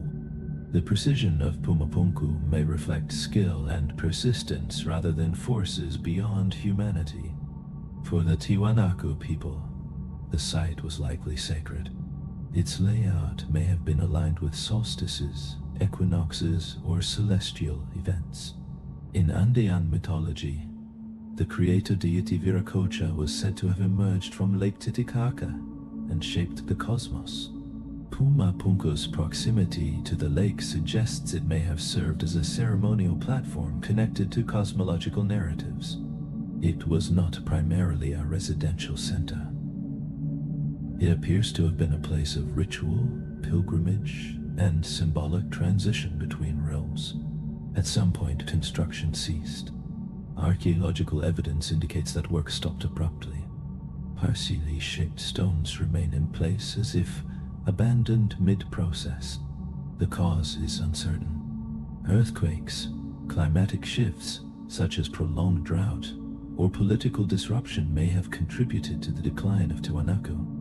The site stands today like an unfinished architectural manuscript, a thought interrupted in stone. Modern investigation has applied advanced technology to the plateau. In the 20th and 21st centuries, archaeologists and engineers have used three-dimensional laser scanning to measure the blocks. These scans reveal levels of accuracy approaching the micron scale in certain carved features. The findings do not diminish the mystery. They refine it. Each measurement underscores the remarkable capability of a civilization that flourished high in the Andes centuries before the Inca died. Across continents and eras, a pattern emerges. Civilizations separated by oceans and mountains invested extraordinary effort into shaping stone, clay, and metal into forms that carried meaning beyond their own lifetimes. Pumapunku remains on its windswept plateau, silent and enduring, inviting us to consider how much human hands can achieve when guided by belief, organization, and determination. Modern researchers continue to apply advanced methods to Pumapunku. Photogrammetry models allow scholars to digitally reconstruct how the structures may once have appeared, aligning fragmented blocks into virtual walls and platforms. Zooanalysis has revealed evidence of extensive terracing and foundational engineering beneath what is visible today. This suggests that the exposed stones may represent only a portion of a much larger architectural vision. No inscriptions have been discovered to explain the design. There are no manuals, no carved proclamations describing purpose or process. What remains are the stones themselves, massive and precise, enduring beneath the Andean sky. Some researchers propose that the complex once supported a multi-story structure rising above the plateau. Others suggest the existence of subterranean chambers yet to be explored. The possibility remains that additional features lie hidden beneath layers of sediment and time. We do not know what Pumapunku was ultimately intended to become. We do not know whether the Tiwanaku employed mathematical systems comparable to modern frameworks, or whether their calculations were embedded in ritual practice and cosmological understanding. We cannot determine how many similar sites once existed across the region, perhaps now eroded, buried, or lost entirely. What can be said is that Pumapunku was not an accident. It reflects deliberate planning and sustained effort. The scattered blocks serve as a message from a civilization that shaped stone with purpose. They remain under open sky, warmed by wind and weather, silent yet eloquent in their presence. They do not demand interpretation. They persist. Perhaps future discoveries will illuminate their story more fully. Perhaps some aspects will remain beyond certainty. The stones of Pumapunku remind us that wonder is not confined to modern time. High in the mountains, long ago, a culture expressed vision through architecture that still challenges our understanding. Rest gently now. Let your thoughts wander across sacred heights and geometric forms etched into rock. Allow the mystery to settle like thin mountain air. And now we descend from high plateaus into deeper waters where legend and philosophy intertwine. We turn toward the enduring story of Atlantis. The origin of Atlantis does not begin with satellite imagery or televised speculation. It begins with two dialogues written by Plato around 360, before the Common Era. In the works titled Timaeus and Critias, Plato recounts a narrative through the voice of Critias, who claims the account was passed down through generations. Originating with Solon, the Athenian lawgiver, who allegedly heard it from Egyptian priests in the city of Say. According to this account, Atlantis was a powerful naval civilization located beyond the Pillars of Hercules, now identified as the Strait of Gibraltar. It was described as a vast island characterized by advanced infrastructure, grand temples, fertile plains, and concentric rings of land and water forming its capital. The Atlanteans possessed wealth, artistic achievement, and technological sophistication. Over time, however, they became arrogant and sought to dominate other lands. In the narrative, virtuous Athenians resisted this expansion. Then, in a single catastrophic day and night, Atlantis was said to have sunk beneath the sea, disappearing entirely. Most classical scholars interpret Plato's account as allegory, rather than historical record. Atlantis is often viewed as a philosophical device, a cautionary tale illustrating moral decline and the consequences of hubris. Plato may have crafted the story to contrast idealized Athens with a fallen imperial power. Yet Plato did not explicitly label the story as fiction, and that ambiguity has fueled centuries of speculation. Over time, the possibility of a historical basis for Atlantis has inspired countless theories. Proposed locations have included regions across the Mediterranean and beyond. Among the most frequently cited candidates is the island of Santorini, ancient Thera, whose volcanic eruption in the second millennium before the Common Era devastated the Minoan civilization. The scale of destruction and the presence of advanced Bronze Age society have drawn comparisons to Plato's description. Other theories have placed Atlantis in locations ranging from the Iberian Peninsula to the Caribbean. Despite extensive investigation, no definitive evidence has confirmed the existence of a civilization matching Plato's account in the manner described. Atlantis endures not as a confirmed archaeological site, but as an idea. It represents the enduring fascination with lost worlds, with societies that rise to greatness and fall into obscurity. Whether metaphor or memory, the story continues to invite reflection on power, ambition, and impermanence. As the night deepens, let the image of a vanished island drift through your thoughts. Beneath calm waters somewhere in imagination, concentric rings fade into darkness, and legend rests quietly in the currents of time. Santorini, known in ancient times as Thera, is often placed at the center of the Atlantis debate. Around 1600 before the Common Era, the island was shattered by a catastrophic volcanic eruption. The explosion sent ash across the sky and waves across the sea. The nearby Minoan civilization suffered immense disruption. There were advanced cities, intricate art, and powerful maritime trade networks in that region. Many of the elements align with parts of Plato's description. Yet Santorini does not lie beyond the Pillars of Hercules, unless the geography was symbolic, misunderstood, or reshaped through generations of retelling. Another theory turns toward southern Spain, near Doñana National Park and the marshes of the Guadalquivir River. Satellite imagery has revealed circular formations beneath the sediment. Archaeologists have uncovered ancient remains in the region.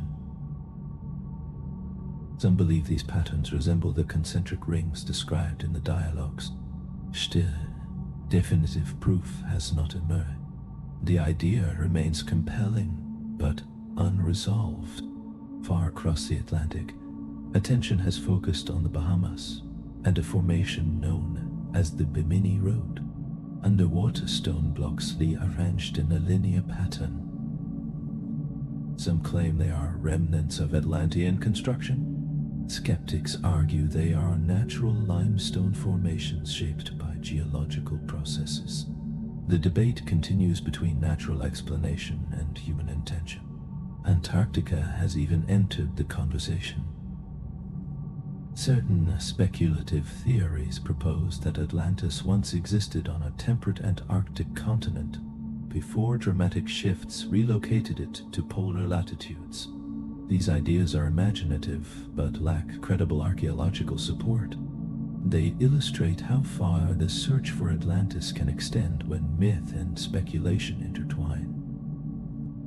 In some interpretations, Atlantis is not a geographic location at all, but a legacy. It becomes a symbolic origin for ancient knowledge that supposedly influenced Egypt, Mesopotamia, and Mesoamerica. Such theories attempt to unify disparate civilizations under a single lost source. They reflect fascination more than evidence. There is also the view that Atlantis was purely a philosophical invention.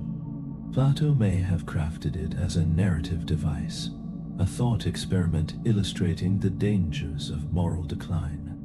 Over time, the story expanded beyond its original purpose. It evolved into a cultural phenomenon. Atlantis has become part of global popular culture.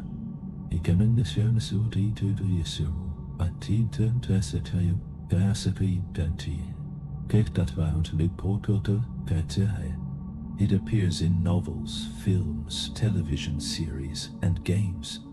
Writers such as Jules Verne and modern creators have reimagined it in countless forms. It has become a foundation for alternative archaeology and speculative narratives involving lost continents, advanced technologies, and extraordinary claims.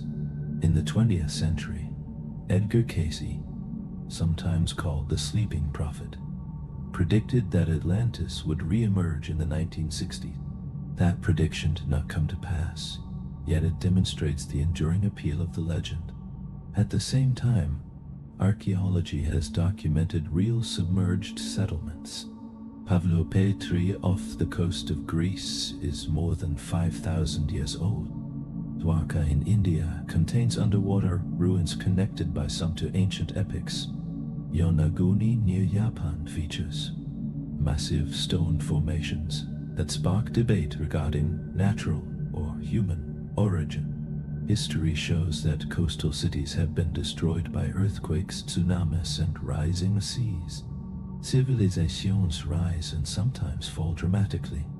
In that sense, Atlantis may represent a recurring human story rather than a single lost island. Perhaps a distant memory of a vanished city passed through generations and transformed into myth. Perhaps Atlantis was never intended to be located on a map. It may symbolize the idea of a civilization both magnificent and doomed. The power of Atlantis lies not in proof, but in pursuit. It lives in the maps drawn by explorers, in the divers who scan ocean floors, and in the stories retold across centuries. Atlantis reflects a deep human impulse. We are drawn to the possibility that beneath the waves lies evidence of greatness forgotten, but not erased. It remains a mirage without coordinates, a narrative without conclusion. Its endurance speaks less about certainty and more about longing. Let your thoughts drift beyond the pillars of Hercules, toward waters that conceal more questions than answers. Whether the city ever stood or remains only in dialogue, it continues to rise in imagination. Now we move from legend into recorded discovery, from mythic oceans to the golden corridors of ancient Egypt. It is 1922. In the Valley of the Kings, a British archaeologist named Howard Carter stands before a sealed doorway. After years of searching, he has uncovered a tomb almost untouched by time. Tonight, we step into the chamber of Tutankhamun. It is 1922. The world stands between war. Jazz drifts through cities far from the desert. In the Valley of the Kings, beneath a relentless Egyptian sun, an English archaeologist named Howard Carter prepares for what many believe will be his final excavation season. He has searched for years. Funded by Lord Carnarvon, an aristocrat whose patience is thinning, experts insist the valley has yielded all its secrets. They say nothing of importance remains. Carter does not agree. He believes a missing pharaoh still lies hidden beneath the sand. He is searching for the tomb of a little-known ruler, a boy king whose name barely echoes in the annals of Egyptian history. On the 4th of November, a young water carrier notices a carved step emerging from the dust. Excavation reveals a staircase descending into shadow. At the base stands a sealed doorway bearing royal insignia. Weeks later, Carter peers through a small opening by candlelight and sees objects gleaming in the darkness. He later describes the site as wonderful things. The tomb of Tutankhamun has been found. Tutankhamun became pharaoh around 1332, before the Common Era, when he was still a child. His reign lasted roughly 9 years during a period of instability and religious transformation. His father was likely Akhenaten, the ruler who attempted to shift Egypt from its traditional polytheistic religion to a singular devotion focused on Aten, the sun disk. Akhenaten moved the capital and disrupted established priesthoods. When he died, the kingdom faced uncertainty. Tutankhamun ascended the throne as a young figure under the guidance of powerful court officials and priests seeking to restore stability. He changed his name from Tutankhaten, meaning living image of Aten, to Tutankhamun, meaning living image of Amun, signaling a return to the traditional gods. He relocated the capital back to Thebes and reopened temples that had been neglected. Around the age of 19, he died unexpectedly and was buried with urgency. His tomb, catalogued as KV 62, is modest compared to other royal burials. It consists of only 4 rooms. Many scholars believe it was not originally designed for him and was adapted quickly upon his death. What makes it extraordinary is not its size, but its preservation. Most royal tombs in the valley had been looted over centuries. Tutankhamun's remained largely intact, concealed beneath debris and overlooked by robbers. Inside, Carter and his team uncovered more than 5,000 objects. There were ritual couches shaped like animals, gilded shrines and carved thrones, musical instruments, board games, sandals, and sealed jars containing honey and wine. The burial chamber walls were painted with scenes of the king receiving life from Osiris and being welcomed into the afterlife. At the center stood a gilded shrine enclosing a stone sarcophagus. Within it rested 3 nested coffins, the innermost crafted from solid gold. Inside lay the mummified remains of the young ruler. News of the discovery spread rapidly around the world. Newspapers reported tales of treasure and ancient curses. When Lord Carnarvon died soon after, from an infection following a mosquito bite, speculation about a pharaoh's curse intensified. Stories circulated of flickering lights and ill omens. Yet, beyond the dramatic headlines lay something more significant. For the first time, modern observers encountered an ancient Egyptian royal tomb, almost as it had been sealed. The objects were not scattered or destroyed. They remained in place, offering an intimate connection to a distant era. Among the treasures, the funerary mask became the most iconic. It weighs more than 22 pounds of gold and is inlaid with materials such as glass, obsidian, and lapis lazuli. The craftsmanship merges artistry with sacred symbolism. Statues of deities stood nearby. Canopic jars held the king's preserved organs, each lid shaped with his likeness. A dagger made from meteoric iron rested among the grave goods, forged from material that had once fallen from the sky. There were bowls filled with seeds and provisions intended to sustain the king beyond death. Gilded beds shaped like divine beings completed the chamber. The tomb of Tutankhamun transformed understanding of ancient Egypt.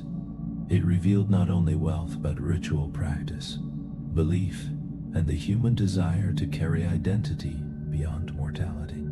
Beneath the desert sands, a young king who ruled briefly left behind a legacy that would endure for centuries. Among the thousands of objects recovered from the tomb, there was one small item that carried quiet emotional weight: a lock of hair believed to belong to his grandmother, Queen Tia, preserved within a golden shrine. It suggests something intimate beyond royal ceremony, a gesture of familial connection carried into eternity. In the decades that followed the discovery, scientific advances revealed more about the young king than Howard Carter could have imagined. Computed tomography scans showed that Tutankhamun had a cleft palate and a club foot. He displayed several congenital conditions, likely linked to close royal intermarriage. Genetic studies indicated that his parents were siblings. His body appears to have been fragile. The presence of numerous walking canes in his tomb suggests he may have relied on them regularly. Evidence also points to possible malaria infection. The precise cause of his death remains uncertain. Some have proposed infection following injury.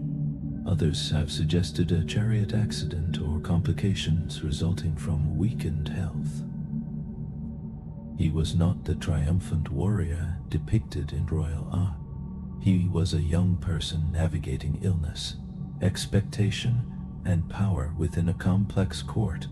In 2015, Egyptologist Nicholas Reeves proposed that the tomb might conceal further chambers. High-resolution scans appear to reveal faint lines behind the plastered walls, suggesting possible sealed doorways. Some speculated that an additional burial, perhaps that of Nefertiti, might lie hidden beyond. Subsequent investigations have produced conflicting results. Certain surveys indicate anomalies, others detect none. The possibility remains unresolved, a question lingering only a few feet beyond painted walls. Howard Carter devoted years to documenting every object in the tomb with meticulous detail. His methods were careful and exacting. His relationship with Egyptian authorities became strained over time. His legacy remains both celebrated and debated. Yet his discovery undeniably reshaped modern understanding of ancient Egypt. Tutankhamun, once an obscure name in king lists, became the most recognized pharaoh in history. The impact extended beyond archaeology.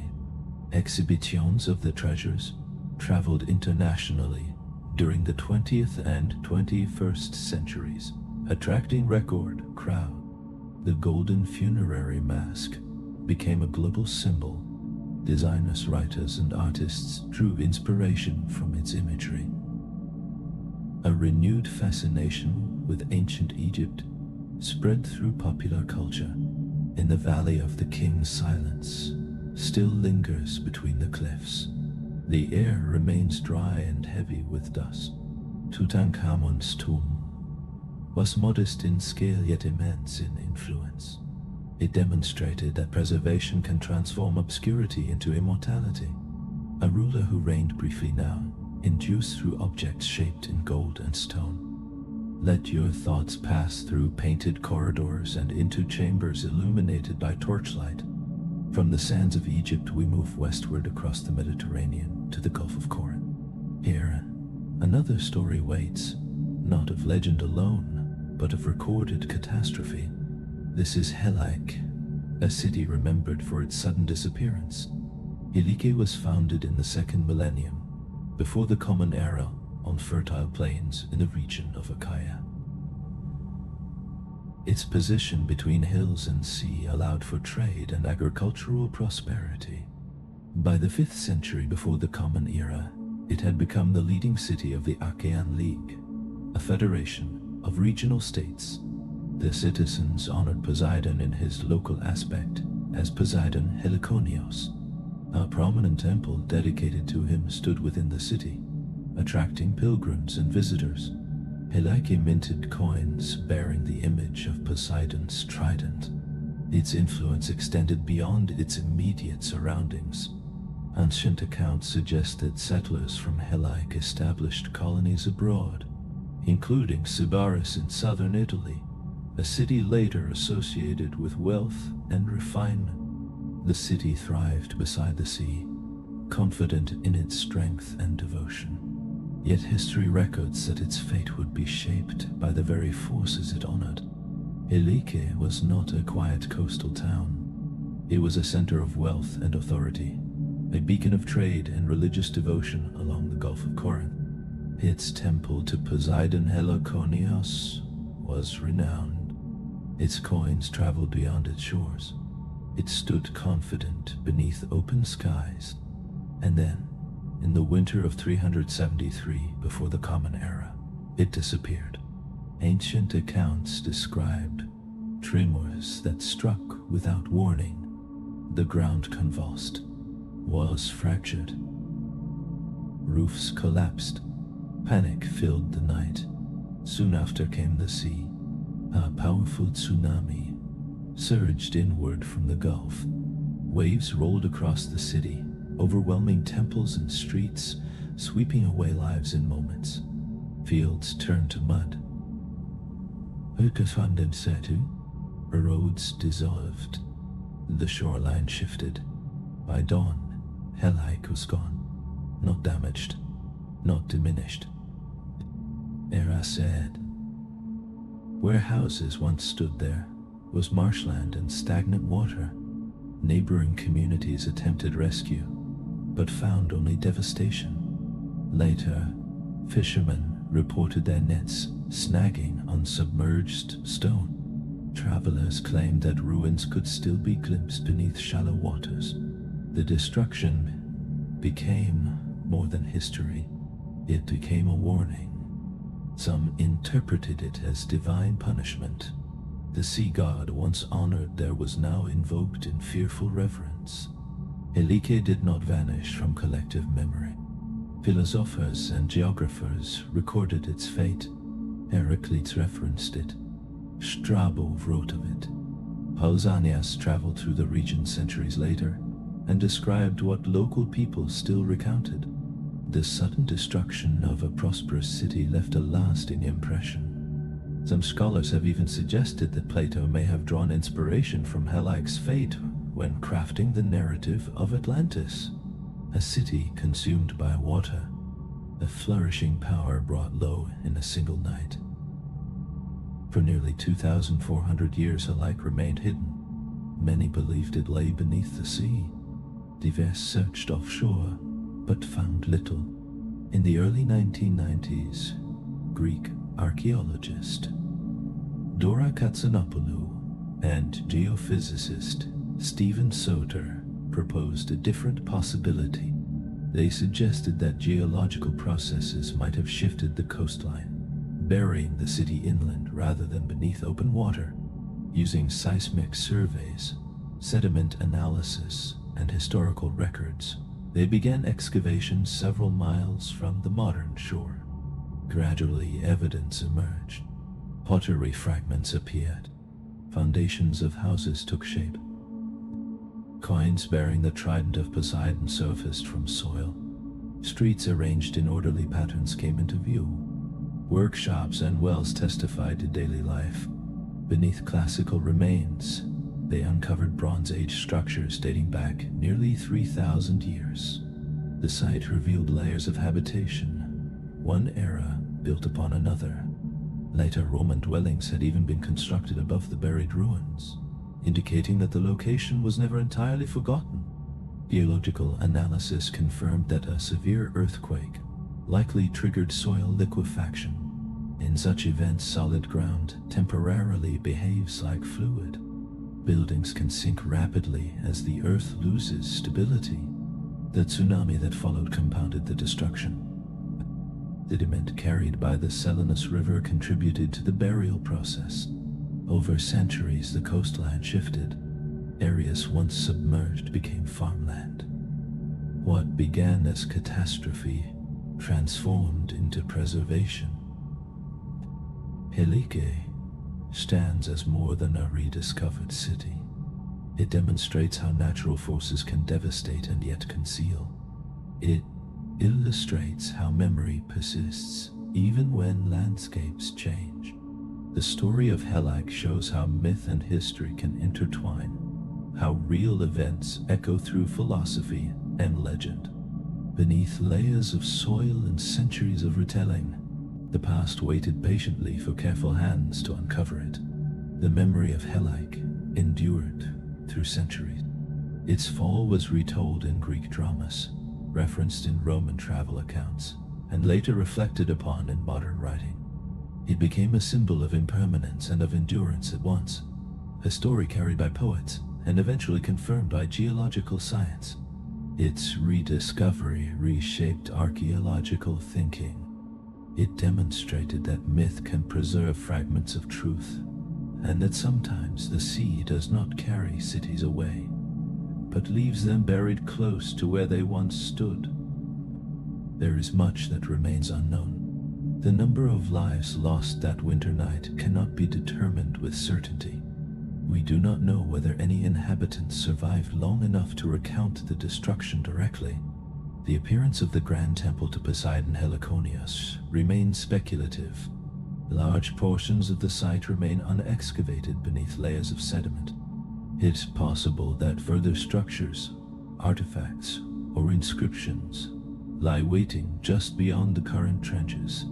Helike rose from fertile plains and vanished beneath water and earth. It lived first in stone, then in memory, then in myth, and now once more in excavation. It reminds us that history does not disappear entirely. Beneath fields and beneath stories it waits. Piece by piece, the city stands again in fragments of pottery and foundation walls. The past does not sleep forever. Let your thoughts drift gently over the plains of the Gulf of Corinth, where waves once advanced and where stone once held firm. Imagine the quiet fields concealing streets and courtyards, and let the legend settle softly into rest. From the shores of Greece, we travel east to southeastern Anatolia, to a windswept hillside in modern Turkey. Here stands one of the oldest known ritual sites on Earth, hidden for more than 10,000 years. Long before pyramids or stone circles in Europe, long before written language or metalworking, there was Göbekli Tepe. Near the city of Şanlıurfa, the landscape stretches in rolling hills and dry fields. Wheat moves with the wind. Beneath one of these hills, archaeologists uncovered a site that altered understanding of early human societies. At the summit lay circular enclosures formed by massive T-shaped stone pillars. These monoliths were arranged deliberately in rings. Many were carved with reliefs of animals, including foxes, snakes, birds, and wild boars. Radiocarbon dating places. Göbekli Tepe, around 9,600 before the Common Era. More than 11,000 years ago died. This predates the rise of cities and organized agriculture. It suggests that groups of hunter-gatherers constructed monumental architecture long before conventional timelines of civilization would predict. The pillars themselves are immense. Some weigh several tons and were shaped from limestone quarried nearby. Their surfaces bear carefully incised imagery. The T shape may represent stylized human forms, with arms and hands carved in relief along the sides. The enclosures appear to have been intentionally buried after use, preserving them beneath layers of soil.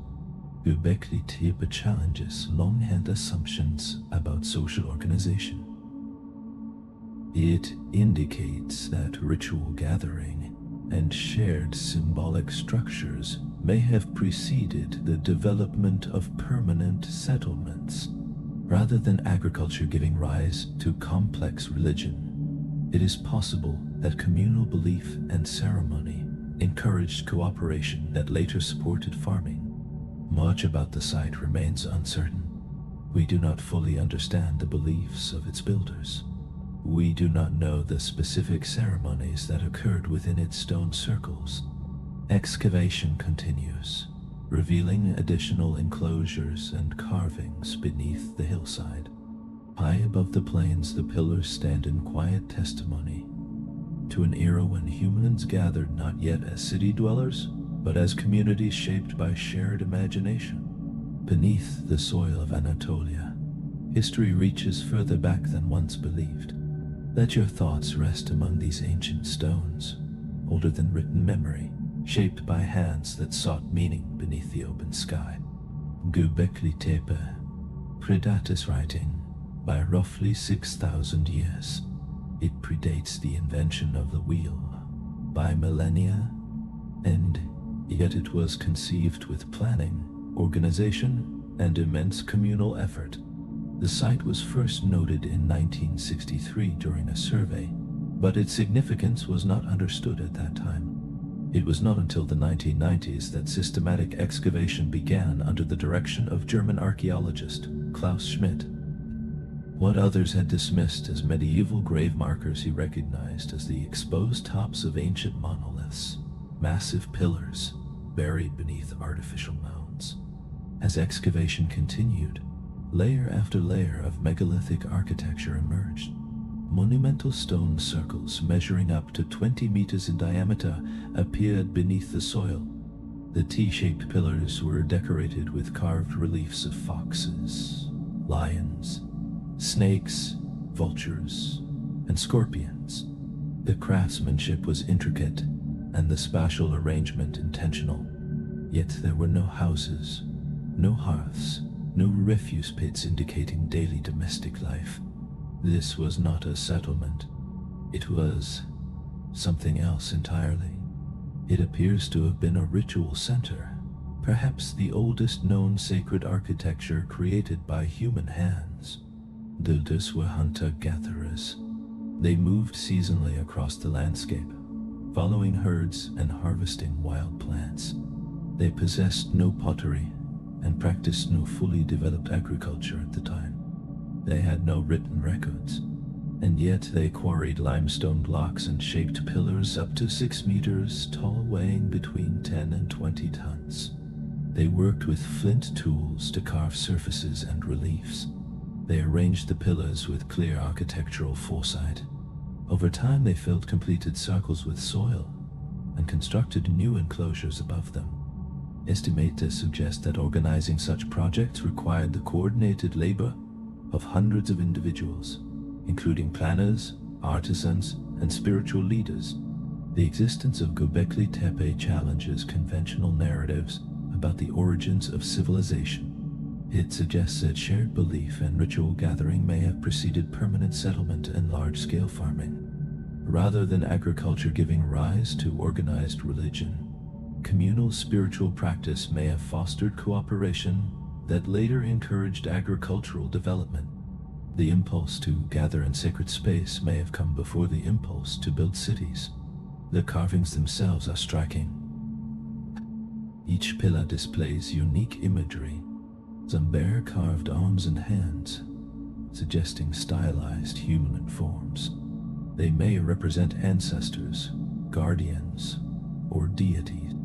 Many animals depicted were not common prey species. Predatory birds, serpents, wild boars, and other powerful creatures appear frequently. Certain reliefs show complex scenes, including a vulture holding a circular object, a scorpion beside a dynamic human figure, and a headless body beneath a bird. These images likely held symbolic meaning.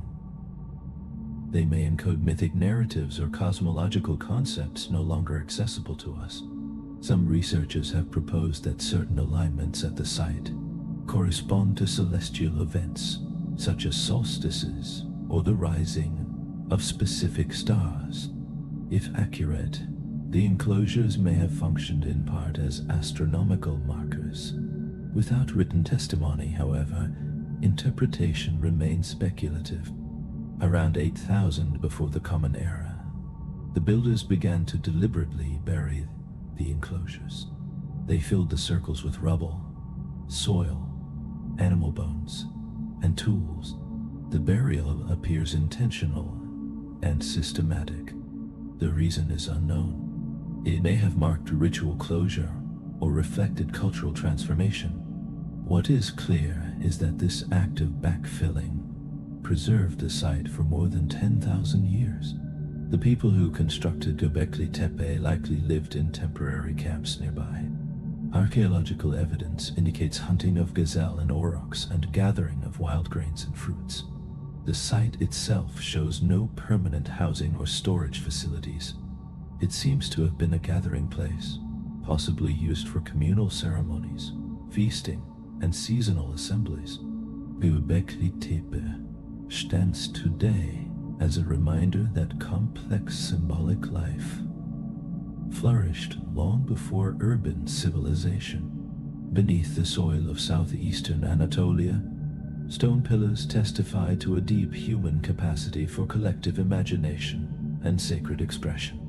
Rituals performed at Göbekli Tepe may have shaped identity and social bonds among the people who gathered there. Some scholars now suggest that the act of building the site itself fostered community. The shared labor of quarrying, carving, transporting, and erecting massive pillars would have required cooperation on a scale rarely imagined for hunter-gatherer groups. In coming together for ceremony and construction, these early communities may have strengthened social ties. It is possible that such gatherings encouraged more stable patterns of settlement and eventually contributed to the development of agriculture.